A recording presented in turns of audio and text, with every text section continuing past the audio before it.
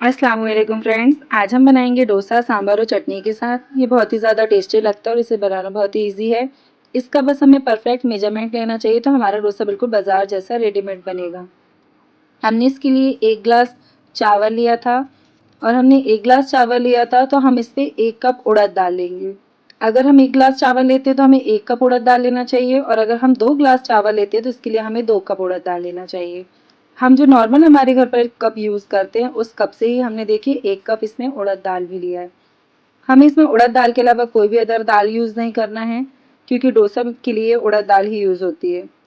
हमें इन दोनों को अच्छी तरह वॉश करके एक साथ ओवरनाइट के लिए सोक करके रखना है। देखिए हमने इसे वॉश कर अब रात भर के लिए इसे रख दिया था।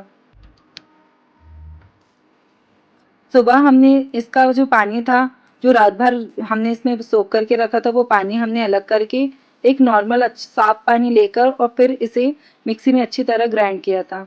इसे ग्राइंड करने के लिए मुझे 1 गिलास के ही करीब पानी लगा था जिससे हमारा बैटर अच्छी तरह स्मूथ पेस्ट बना है देखिए।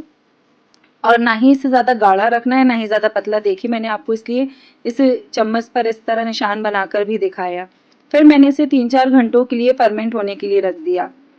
अब मैंने इस पे जब फर्मेंट होने के लिए रखा तभी मैंने इस पे पहले ही नमक डालकर उसे मिलाकर रख दिया था। आप तभी ही इस पे नमक डालिएगा तो इससे फर्मेंट बहुत अच्छी तरह होता है। अब हमने इसके बनाने के लिए जो मसाला था आलू का वो हमने पहले ही बना चुका था। इस डोसे को बनाना बहुत ही ईजी है। आप इसे हमारे घर पर जो नॉर्मल तवा होता है हम इससे जिस पे रोटी बनाते हैं उस तवे पे ही मैं आपको आज परफेक्ट डोसा बनाकर बताती हूँ। इसके लिए मुझे अलग से ना डोसे का तवा लेना पड़ा और ना ही मुझे नॉन स्टिक पैन, वो भी है लेकिन मुझे उसकी भी ज़रूरत नहीं पड़ी क्योंकि मैंने यही जो हमारे घर पर तवा यूज़ होता है मैंने उस पर बहुत अच्छी तरह डोसा बनाया है। देखिए हमारा तवा अच्छी तरह गर्म हो चुका था तो मैंने उस पर 2-3 ड्रॉप पानी की डाली और फिर उसे साफ करके जितना भी हमें डोसा बनाना है, जितना बड़ा हमें पहले सबसे पहले उसमें ये जो चम्मच है उससे पूरा बैटर उस पर डालना है। अगर हमें 1 चम्मच लेना है या 1.5 तो हमें एक बार में ही पूरा बैटर डालकर और फिर कंटिन्यू सर्कल बनाना है। अगर हम बीच में सर्कल रोक देंगे तो हमारा डोसा बिल्कुल भी परफेक्ट नहीं बनेगा। देखिए हमने कितनी अच्छी तरह से पूरा सर्कल बनाया है और फिर मैंने इस पे थोड़ा सा ऑयल ऊपर से ही डाला है। जब हम डोसे का बैटर डालेंगे उसके पहले हमें तवे पे बिल्कुल भी ऑयल ग्रीस भी नहीं करना है, ना ही 1-2 ड्रॉप भी नहीं डालना है। हमें तब डोसे का तवा बिल्कुल खाली रखना है, बिल्कुल साफ, और तभी हमें इस पे बैटर डालकर और फिर कंटिन्यू सर्कल बनाना है। उससे हमारा डोसा बिल्कुल परफेक्ट बनेगा।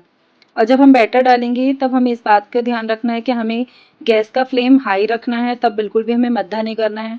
लेकिन 2 मिनट बाद जब हम पूरा बैटर से इसका सर्कल बना लेंगे उसके बाद हम 2 मिनट बाद गैस को थोड़ा मद्दा कर देंगे ताकि ये जो अच्छी तरह क्रिस्पी हो। देखिए मैंने कितनी अच्छी तरह इसका एक सर्कल बना के, और अब बिल्कुल भी ना ये टूटा है ना ही ये जला है, बिल्कुल परफेक्ट बनकर तैयार है। देखिए आप इसे, और बिल्कुल पतले पतले जैसे बाजार से आते हैं बिल्कुल रेडीमेड वैसे ही मैंने डोसे बनाए थे।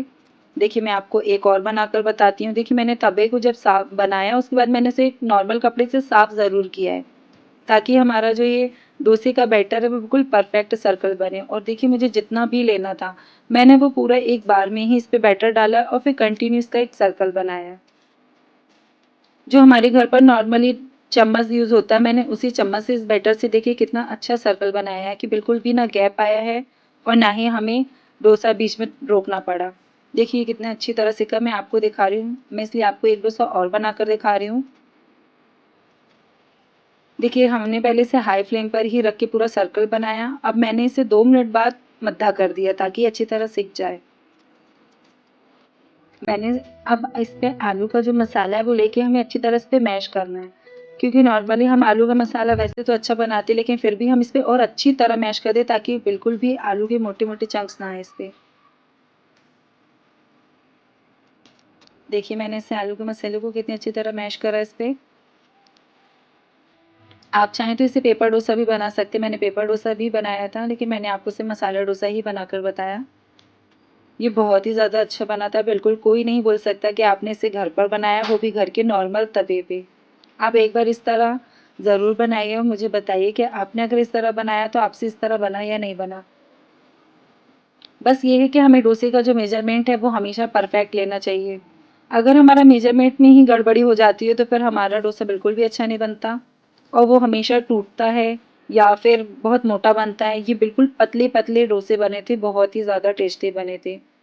मेरे घर पर तो किसी को भी इस बात पे यकीन ही नहीं होता कि ये डोसा हमने घर पर बनाया है। आप भी एक बार इस तरह ज़रूर ट्राई कीजिए और मुझे बताइए कि आपने अगर ऐसे बनाया तो आपका डोसा ऐसा बना या नहीं।